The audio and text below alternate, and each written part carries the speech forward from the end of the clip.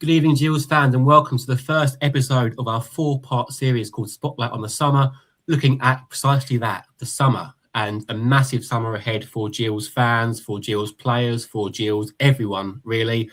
Tonight, I'm joined by James, who we are going to be going through the first position of our four-part series. It's going to be goalkeepers. So, James, you might have drawn the short straw there in terms of goalkeepers, but it's going to be a massive summer, isn't it, James? Across the board, probably one of the biggest we've had in recent years. Obviously, every pre-season comes with expectations and new players leaving. But how big is this summer going to be for the club, considering what we're going to have to go through, what we've had in the last sort of 2 or 3 years, and just how important the focus is on recruitment and getting it right next season?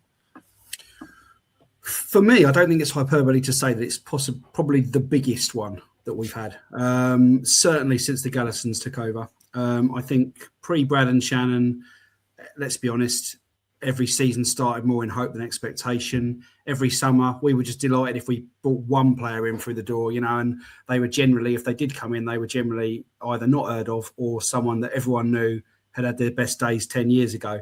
So I think since the Gallisons have come in, and obviously we've had that. Let's be blunt. This injection of cash that we've had, we've managed to sign some players that at this level can be really real marquee signings.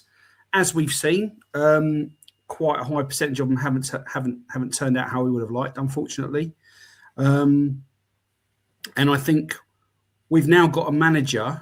After, again, lots of back and forth and and we've now got a manager for me who has got what it takes to get the best out of a team at League Two level, and I think we need to back him, we need to trust him, and we need to see what he can get out of a new group. But it is going to be a big ask. We have got a lot of players that have got to come in. And I think that is, for me, it's the most exciting thing, and it's also the most concerning thing at the same time. I think it's vital, absolutely vital, that we get this right.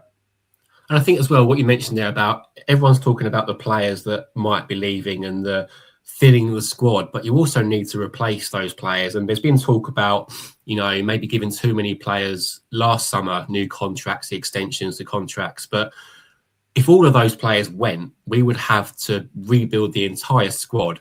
And I guess in the same way that having the same squad has hindered us over the past couple of years, maybe getting a whole new squad as well would also be a hindrance, because they would need to take 10, 12, maybe 20 games to get on the same wavelength. So obviously we're going to cover that in more shows, but do you think that maybe there'll be a balance between some players may get another year and some players will obviously be out the door?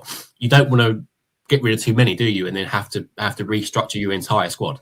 No, absolutely not. You're absolutely right. It needs to be a gradual integration as much as possible. You need to kind of phase players in and phase players out. Obviously, there are a few that will just be gone. Of course, I'm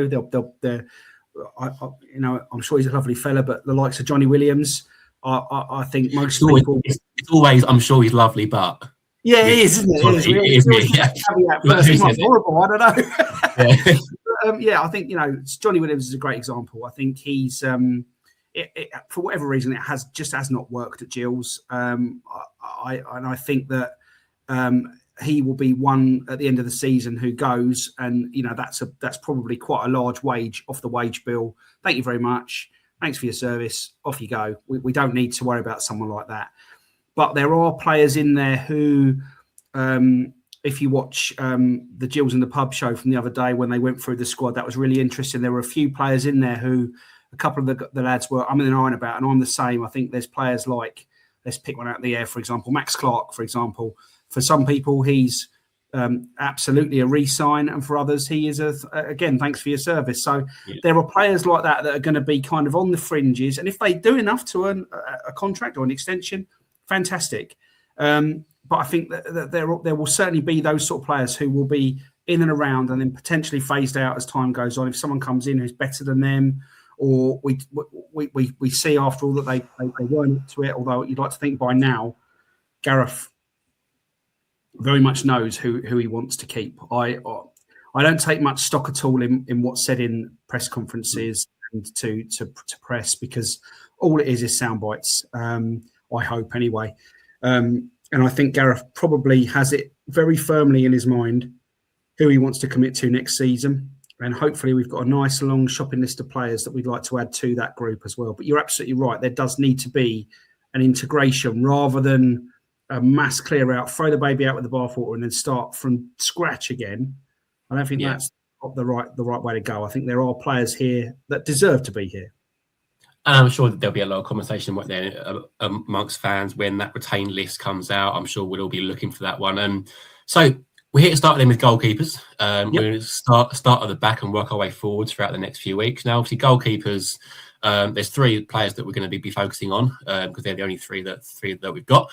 We're going to go through each one individually, look at kind of their current situation, their contract situation, and then at the end, we're going to talk about, obviously, potentially those players being replaced and who we might need and what sort of profile we might need. Now, that sort of question might be more fitted to the outfield players because generally a goalkeeper's main job is to kick the ball out the net.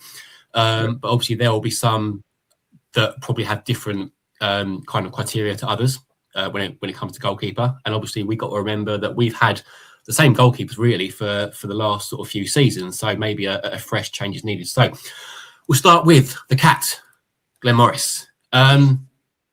Obviously, club legend. Legend gets probably used a lot nowadays where it's not really due. And he's a lovely guy, I'm sure. Yeah, lovely guy. They're all lovely guys. Keep them all. 118 games for the club.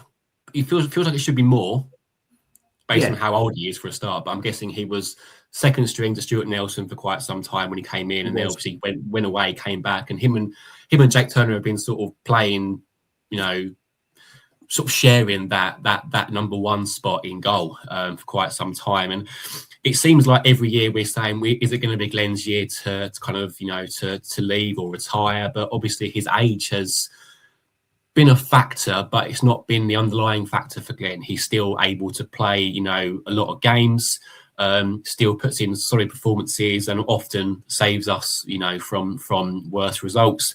So let's look at Glenn, the age thing, first of all, because he's going to be 43 in December, much older than me, the same age as you. 5 years younger than me. Oh, thank you very much. There we go. 5 years younger than me. So there's for you as well, James, basically. So if he was the cat, I don't know what you'd be. Maybe the... I'm more of a tiger, I think. Yeah, tiger. That'll work out. Goalkeepers we know are able, aren't they, to prolong their careers. They can play till they're older anyway. Yeah. But at what point do you think... do you think this is the point out of contract that Glenn's going to say, I'm going to go? Maybe there'll be an element of stepping down into a sort of a non-league, if he still thinks that he can play beyond 42, 43, or do you think this is going to be Glenn's last year? It's all going to depend on Glenn, I think, really, to be honest with you. I think for me, this might sound harsh, but this seems to be the season where his age may finally have caught up with him. And has there been a decline in performances, or just in... I think that's a little bit unfair. I wouldn't say there's been a decline in performances as such. I think he's still, every time he's been called upon, he's been same old reliable Glenn, to be honest with you. And I probably wouldn't say that he looks, if he was an outfield player, I wouldn't say he looked a yard slow or anything like that at all. Or he gets down. Let's give him a go from a goalkeeper's point of view. He doesn't get down and he's slower than he needs to, or not that. But I do think we've seen for the first time for him, there's been some niggling injuries, haven't there, this season that have kept him out for a while. And let's be honest, goalkeepers don't tend to get injured as much.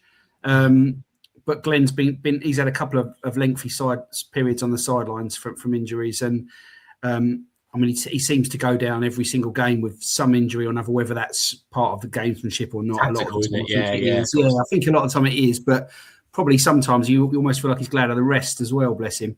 But I do think it is up to him. I think in an ideal world, for me, Glenn stays as a number 2. I think he'd be a terrific backup goalkeeper. And I think, again, he is a terrific personality to have at the club. I think he is the consummate professional. I think particularly for lower leagues, I think he's been there, done that. He's been a terrific servant to the Gills. And I think he absolutely deserves to stay on in that capacity. However, if we go into next season with Glenn Morris as our number one, something has gone wrong for me. And I think that absolutely needs to be addressed, which we will go on to talk about. But Glenn, for me, he either stays, and this is what my preferred option is, that he stays as a number two for us, and then maybe goes into a coaching capacity, or he does coaching alongside being a number two. If Glenn feels like he continued to be a number one every week, and he wants to go and ply his trade elsewhere, he will go with our blessings and good luck, and I'm sure we'll follow whichever team he goes to try his luck with. But for me, he'll be a terrific number two for us, and that's where I really hope we see him next season, definitely.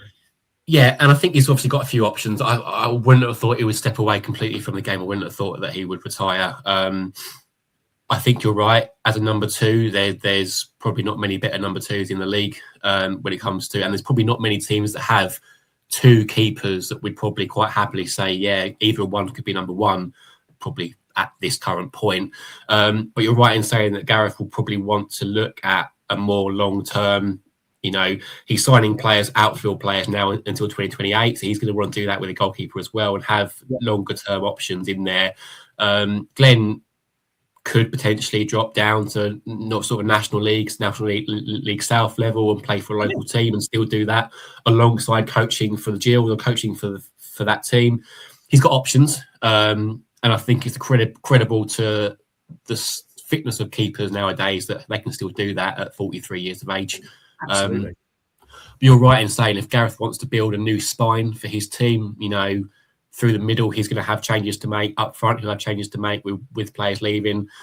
And I think as well, we've almost inadvertently become a bit of an old guard, haven't we, team, in the last 6-7 weeks with, McCleary, Vokes and Dak, and maybe Glenn's the first place to start with.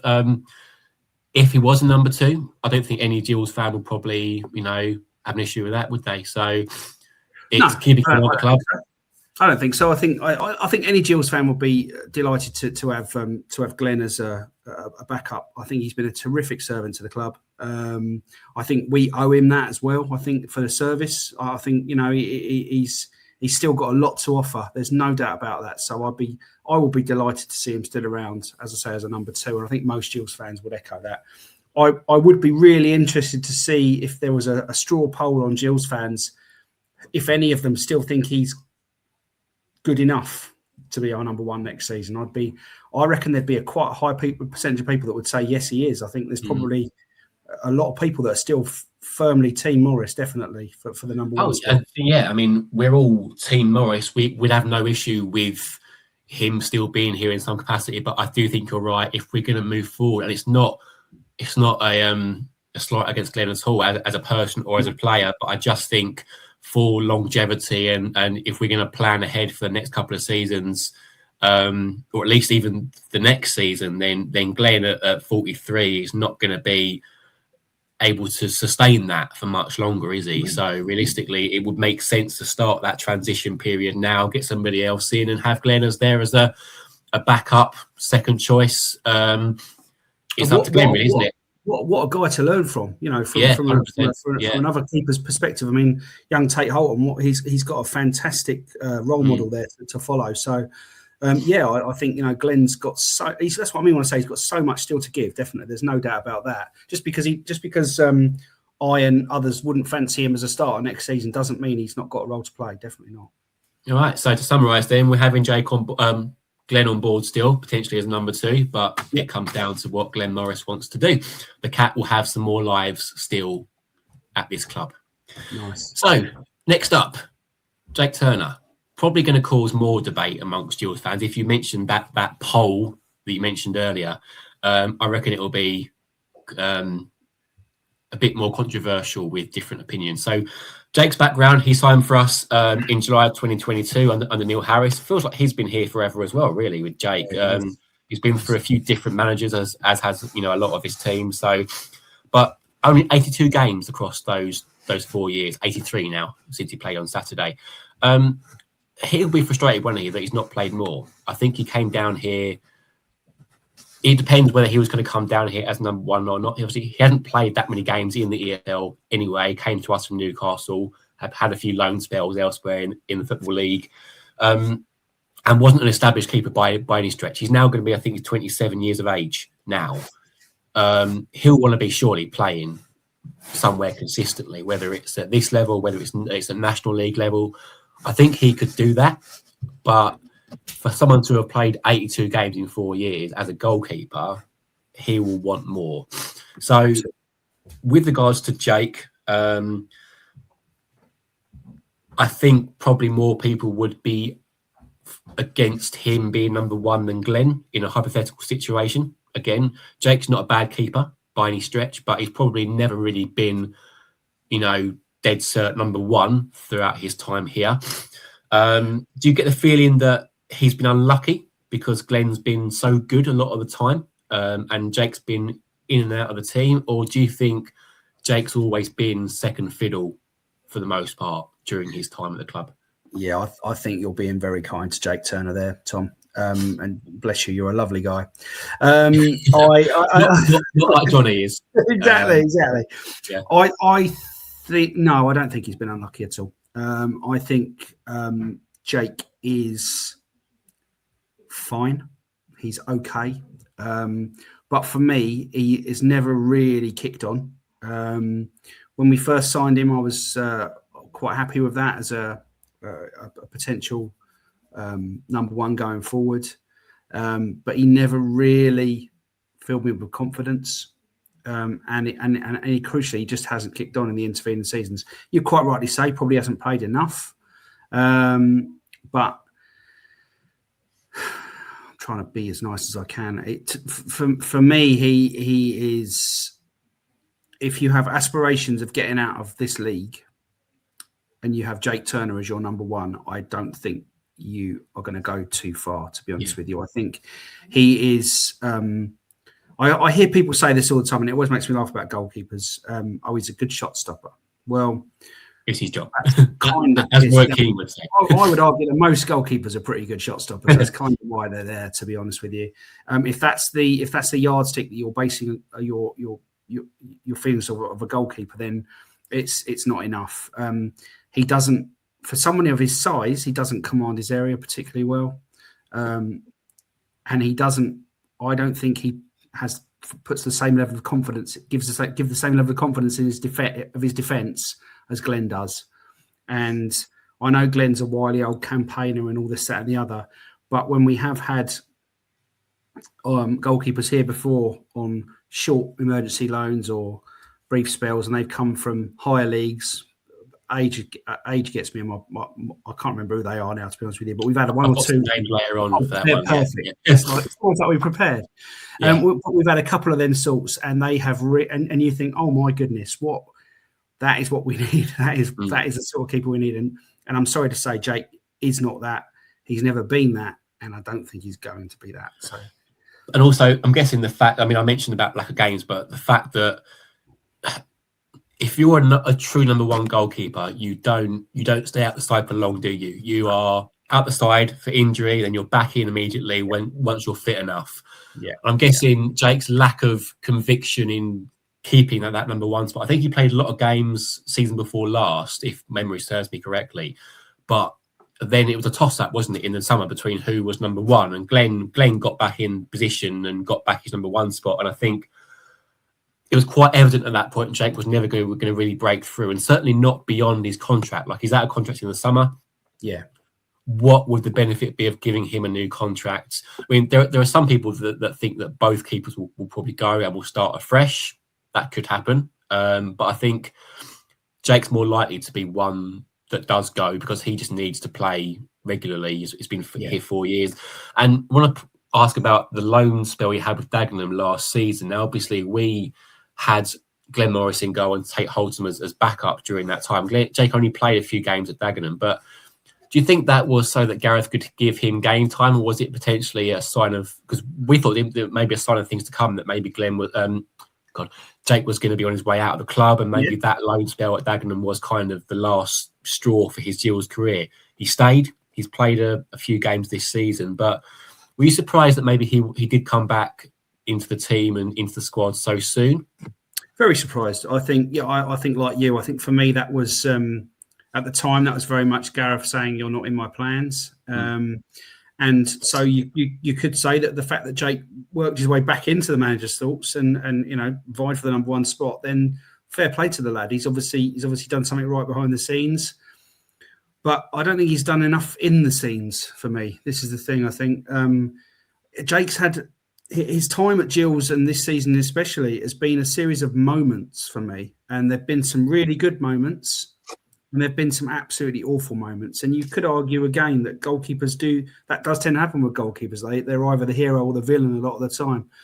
But for me, Jake is just, there aren't enough good moments from Jake Turner from what I've seen so far. And I think we've had a big enough sample size to say now that, yes, he is probably not going to improve that much. You say he's 27? I know he's well short of his peak, probably. I mean, a goalkeeper probably peaks at 33, 34 maybe. So it might happen. It might happen. I don't know. But I don't think we have got the time or the luxury to spend waiting for that potential to develop if it's going to. Yeah, I think, James, for Jake, like realistically, he could go and play 40 plus games at a National League team. He's obviously from the north. He could go back up there. He's obviously committed to being down here for the next for the last 3 or 4 years, and must be local. I see him walking his dog sometimes. So he must be fairly local. But realistically, he's probably got, as you say, a good 10 years left in his career. He won't want to spend any more than he has to playing second fiddle, will he? To anyone, to Glenn or to somebody else. So maybe we think with Jake, it's probably again a thank you, but on to new things. I think so. I think it's probably best for all parties, to be honest with you. I think that Jake, as you quite rightly say, Jake needs to be playing football. There is no doubt about that. He's at the age now where he needs to be commanding a first team spot, and it's just, frankly, I don't think he's good enough to be that at this level. He may go on and prove me absolutely wrong, and I really hope he does. I hope that he has a terrific career and does really, really well. But if it was going to happen at Gills, I think it would have happened by now. And so I do think it was probably beneficial for all parties if we say a fond farewell to Jake in the summer.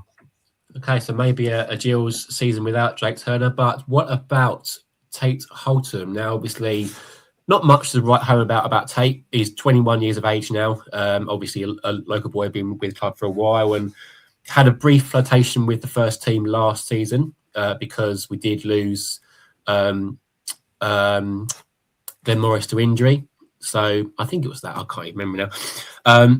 But yes, so Glenn Morris went off against MK Dons last season, and Tate came on and played the rest of the game. And they also played away at Cheltenham too the following Saturday. But of course, that was his last league action and hasn't kicked on at all since then. He's played one Virtue Trophy match this season, and then been on loan a couple of localish sides. He's 21 years of age, as mentioned, and as you said, he's got a good mentor there in Glenn Morris and even Jake Turner to a certain degree. Goalkeepers have a long shelf life. He's probably got another 21 years left in him, so he's still got a while to go. Do you see? Well, exactly. Yeah, I know he's halfway there so far. With Tate, we don't know enough about him to say either here nor there as to whether he's going to be the real deal or not. Certainly won't be a number one at Gills, but he signed a new deal last year, so he's still here for the foreseeable. Is his immediate future sort of like Sam Gowers was, where he gets the loan spell at maybe a higher level club, maybe a National League South club, plays a few games there, and then maybe sees where he fits after that? Will he be better off staying at the club as a number 2 or maybe 3, learning from the players in front of him? Hard one to predict. So what do you see Tate's immediate future holding? I think it's a bit of a pointless step if he's here as a number 3 next year again, to be honest with you. I think if let's say what we've just talked about happens, Jake goes, we bring in a fantastic number one, Glenn Morris is number two, Tate's probably going to play the Virtue Trophy games again, and that's it next season if that happens. So maximum of 3 games a year, maybe. Exactly. Yeah. It's not going to be good for him. So I think, yes, you're right. He would need to go out on loan to develop him. Are Gills the side that want to be having somebody? I know his probably wages aren't that high, but do we need somebody on the books like that who we've got developing? You know, we're not Chelsea. I don't think we need to have that, really, to be honest with you. And I think, without being harsh, I haven't seen enough of Tate to make we haven't, have we? You know, no. So I don't know, but all I've got to compare him to is who was the lad we sold to QPR? Joe Walsh. Joe Walsh, who's now their first team goalkeeper. Absolutely. Yes. So if you want the poster boy for kicking on, there you go. That's it. Has Tate got that in his locker? I don't know. And also, I'm guessing, you know, we talk a lot about young players going out to play men's football and to in kind of sort of encounter that part of the game. But League Two is also very physical and probably another step on from non-league football. You could go and play at Isthmian Premier level, for example. Even if you go out and play at that non-league level, there's no guarantee that you'll be able to make it. The jump from non-league to League Two, although we've come close to it ourselves sometimes, it's massive, isn't it? Still, like, you're playing against a better class of player. So even as a goalkeeper, you need to be very staggered in your development. You'd have to start off at your likes of, I think he's at Cray Wanderers currently or somewhere like that. He's been to Ashford, you know, those sort of level, and then step up to the Isthmian level, then the National League South level, and then eventually it's make or break. You either come into the squad and play as part of the squad every single week, or you don't make it at all. So Gareth obviously likes him because he himself was around when he signed his new contracts alongside with Sam Gale. And goalkeepers have got, as I said, a longer shelf life. So maybe we might see a few more loans until we can really make that decision about Tate. You know, I don't know how long his contract is here for, but certainly probably not next year would have any insight really with Tate until we get more awareness of who's going to be at the club in a number one spot. I think the thing as well with young prospects coming through, and I think particularly for goalkeepers, I think you kind of hear the whispers, don't you? That for those of us that don't get too involved with the youth side of things, I can't say that I do, to be fair. I don't really know. Don't really have a great grasp on who's coming through, to be honest with you. But you hear whispers. When somebody really good's coming through, you hear whispers, don't you? I remember years and years ago, the mysticism of Bradley Dack before he started with the first team. There was all these tales about this lad in the youth team. He was absolutely tearing it up and he was going to be fantastic. Turned out to be so. Jack Tucker, another one who there were stories of, and he came through, did really, really well. Sam Gale, there was an awareness of him as well before he came through and did really well. And Joe Bode as well, to be fair to him. Haven't really heard that about Tate. Never really heard that he tears it up at youth level, or that he could possibly make the step up next week. It's always been, if you'll pardon the pun, they've treated him with kid gloves. They really have, all the way through. And we're at the point now where, it sounds harsh, I know, but maybe if he's not knocking on the door for the first team now, what's the point? And it's strange because 21 doesn't seem that young, because particularly for a goalkeeper. Exactly, because you get new players coming through all the time. Like, a lot of our youth team players are getting plaudits for their academy stuff. But as you said, it's hard to transfer that into first team, especially when our first team is so packed full of ineffective players. Those players aren't going to get a chance. You either make a conscious effort to include 3, 4, 5 academy players each week in your squad, or you don't at all. And they basically, with our lack of B team or lack of reserve team, they sort of stay in the academy until they're old enough to go out and leave the club. Yeah. I don't think Tate's going to be in that mould of let's bring him through to the first team. He's not shown that yet, and because he's not had a chance to, but also he might not be at the level. We just don't know. But maybe this coming season will be his make or break season, i.e. he's going to be around or he's not. You'd say probably more not on the fact that he's not featured at all, apart from that brief cameo where he had injuries to Glenn Morris. But yeah, it was you include him in the conversation, but I'm guessing we're saying probably wait and see with Tate. Yeah, very much so. And I think only because I would imagine the wage we're talking about is probably quite negligible, to be honest with you, at his age and at that third choice goalkeeper level. I would imagine I've got no idea what players are on now, to be honest with you, but I wouldn't imagine it's very much. Well, still too much. Yes, yeah, too much. But I wouldn't imagine it's much in the grand scheme of things. So yeah, on that basis, you could say, like, quite rightly, as you say, wait and see. But football's a ruthless business. It's a horrible business, and we need to be more ruthless than most, I think, to be honest with you, at the moment and moving forward to the summer ahead. So Tate could well be a casualty of that. I don't know, but I wouldn't be at all surprised if that happens, Tom, to be honest with you. Okay, well, we somehow managed to find half an hour to talk about our three goalkeepers. Let's look at what happens next. So we've spoken about those three individually. Obviously, overall, we're saying that at least one of those will definitely leave the club, potentially two, depending on what Glenn decides to do.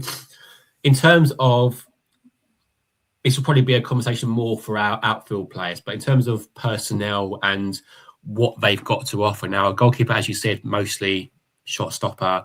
They need to have good commanding presence in the box. They need to potentially be quite vocal. What do you see us going for in the future in terms of a goalkeeper? Now, Gareth's mentioned a 2-year plan. We're all very much aware of that. That doesn't mean that he's going to be out with his arse in the next year or so, unless it goes from bad to worse. He is signing players with a view to them being here in 2-3 years' time, for example, like your Hales and Antwis and so on and so forth. So he'll want a goalkeeper that he can rely on for the next couple of years, as he's dead cert number one. I don't think it benefits us having two good goalkeepers that could play. I think we need to have a number one goalkeeper and then a number two who is aware that that's where he is. Glenn Morris. Number two. Glenn Morris. There you go. Ready made. So yeah. What would you look for now then? So you mentioned about in the past we've had some young goalkeepers. I'll give you some of the names. Well, throw some names at me. See if it jumps in memory banks, Tom. Jamie Cumming was the first one. On loan from Chelsea under Steve Evans, and now plays regularly in the Championship for Oxford. Really good, high ceiling goalkeeper. Has gone on to do really good things. Obviously, part of Chelsea's revolving door of players for quite some time. But then you have Pontus Dahlberg from Watford. Oh, PTSD. Mentioning Oxford again, he obviously had that catastrophic game against Oxford and many others. The worst goalkeeper performance I've ever seen in any level of football ever. And I'm pretty sure he's now a full international as well for Sweden. So there you go, eh? Then do you remember Ashley Maynard Brewer, who we signed from Charlton and got injured immediately? Broke his arm, didn't he, against Dover? And then didn't play again. And then Luke Ashby-Hammond, who was the second double-barrelled goalkeeper that we had from Fulham, came in. Was it him that broke his arm against Dover? No, similar name, but no. Luca played for us, I think, twice. So we haven't been afraid, have we, to go and get goalkeepers from big clubs on loan. Do you think that might be another tactic for Gareth to dip into the development market? Potentially. But I'd like to think not. What I'd really like to see, and I can't remember names. I'm terrible with names, to be honest with you. But we've had one or two. We'll try and get there together. We've had one or two goalkeepers down the years who have joined us from Championship teams, and they were number twos. They were Glenn Morris's Championship teams, and they were fantastic. Again, I wish I could remember names. They were fantastic. There's one in particular I remember. I think we got him from, I want to say Stoke, but we signed Jack Bonham. Yeah, he was Evans' first signing. He was decent, to be fair. Yeah. But yeah, I'd like. Not. I'm not saying an old campaigner like Glenn, but somebody who is well into his goalkeeping career. So somebody who's maybe 28, 29, who has been a regular number two, and a number two who, when called upon, has done absolutely fine. And people weren't saying, "Oh my God, we need to get an emergency loan in because this guy's useless," or he goes straight out of the team afterwards. But for a championship club, if we can get somebody like that as our number one, I think I'll be quite happy with that. To be honest with you, I think that's where we someone of a more experience but not ancient. Is that what we're saying? Someone in his sort of 30s, maybe, in the sweet spot, in his kind of almost in his prime as an outfield player, maybe just before his prime as a goalkeeper. And if we can make a good pick there, we could have an absolute diamond. I mean, Stuart Nelson might have fit that profile, to be honest with you, back in the day. I can't remember. I was going to say certainly not now. He's older than Glenn. No, probably not. Yeah, but back in the day, I think he would have been exactly what I'm talking about. That kind of goalkeeper, I think, really. What if we need two? If Glenn and Jake both go, you know what? Yeah, I'm out of here. Then I'm happy with then I'm happy with that guy as our number one, and then either an old campaigner as our two, or a decent young prospect as our number two. Okay, because I do think potentially the young guy on loan from a big club is a good avenue. It does. Yeah. There's a lot of clubs in our league that do that. I remember Salford's goalkeeper Matthew Young is from Sunderland, and he was brilliant. He was 18, I think. He was quality, very good. And a goalkeeper called Tommy Simpkin, who played for Walsall last year when they were having their good run before they fell apart. He's now Stokes number one. Like, it does benefit those big clubs to send players down to League Two and give them games in quite a gruesome league, quite frankly. But yeah, so we may need two. We may only need one. But you want a wise head, but someone who's not, at risk if they fall down that they might not get up again. Is that what we're saying? Exactly. I think just a steady Eddie, just somebody who's going to be 7 out of 10 every week. He's going to like Glenn was 4 seasons ago, really, to be honest with you. Somebody who you can rely on, somebody the defence can rely on.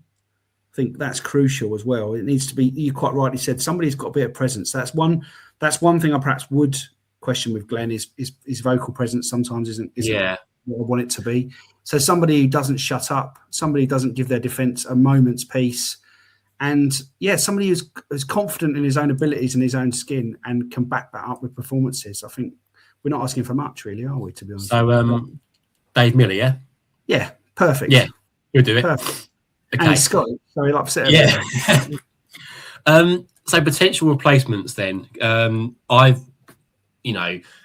can look at this and go, who the hell would you bring in? Someone to fit a certain criteria, but you don't know what the summer's going to hold for us, let alone other clubs. I've gone for two names. I don't know whether you had a chance to do similar. I had a look, yeah. So I've gone for two. One's more ambitious than the other one. I'll tell you for why. If Bromley go up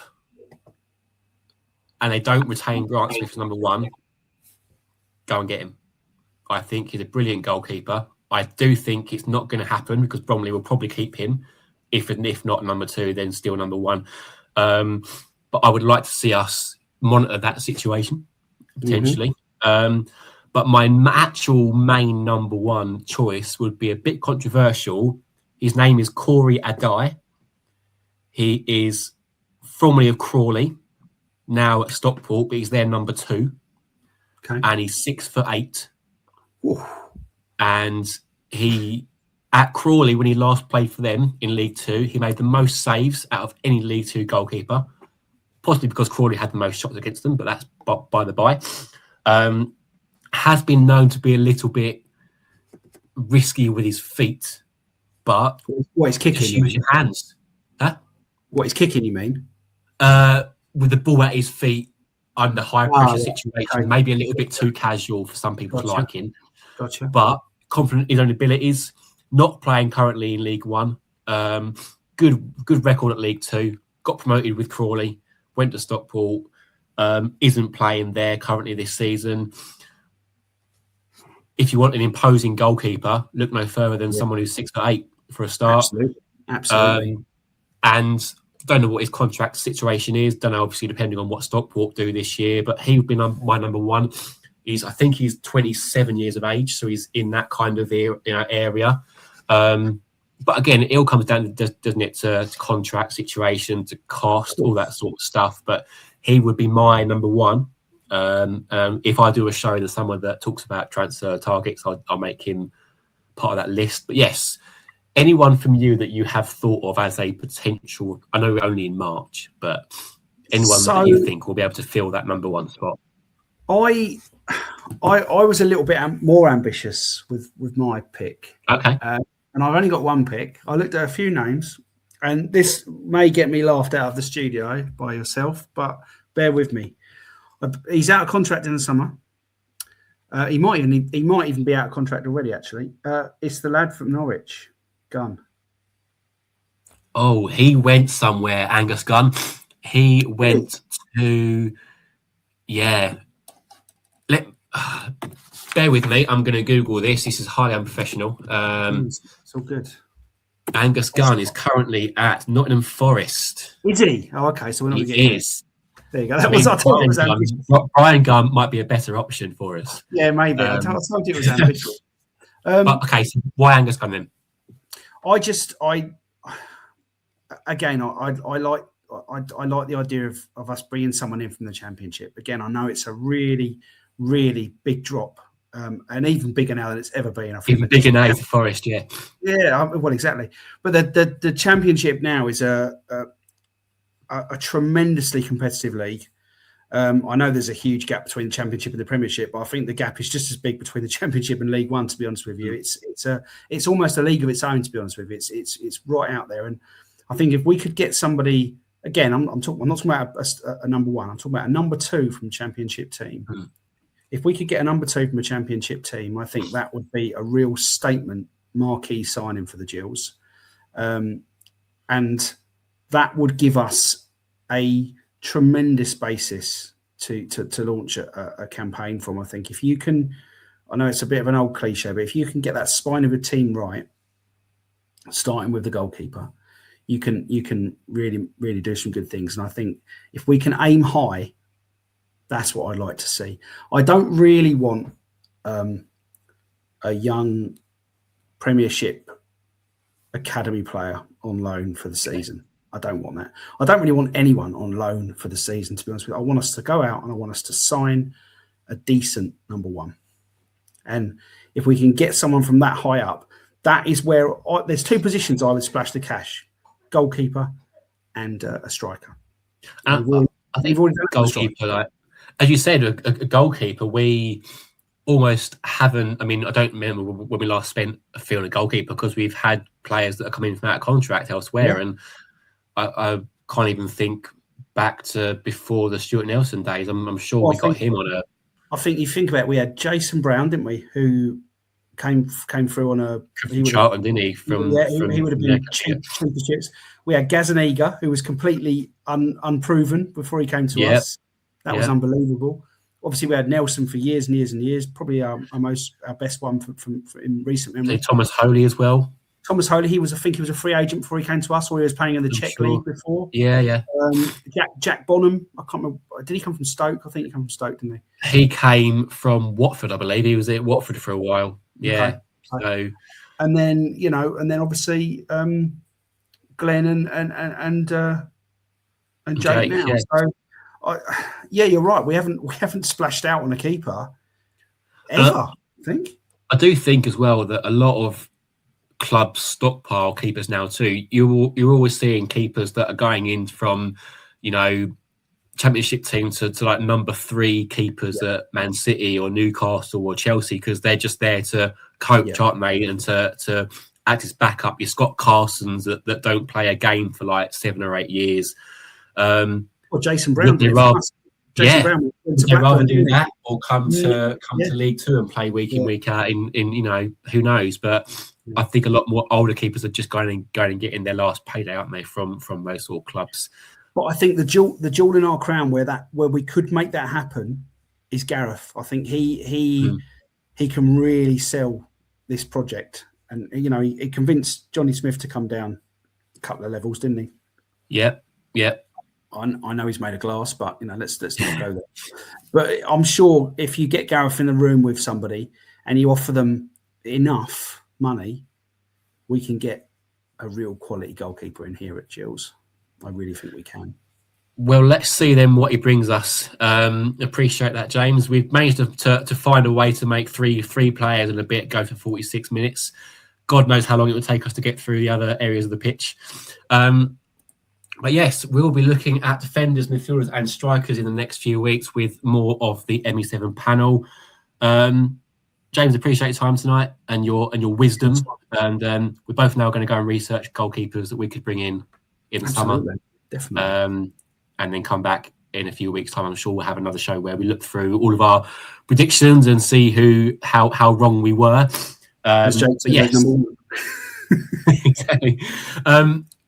Guys that are watching, please feel free to like and share and subscribe to the YouTube channel. We are going to be putting more on YouTube in the next few weeks and months, particularly as we get towards the summer period. Lots more to come from us over that time, so I appreciate you sticking with us. Have a great week. We're back to do the pre-match preview show on Thursday. Until then, up the Gills. Up the Gills.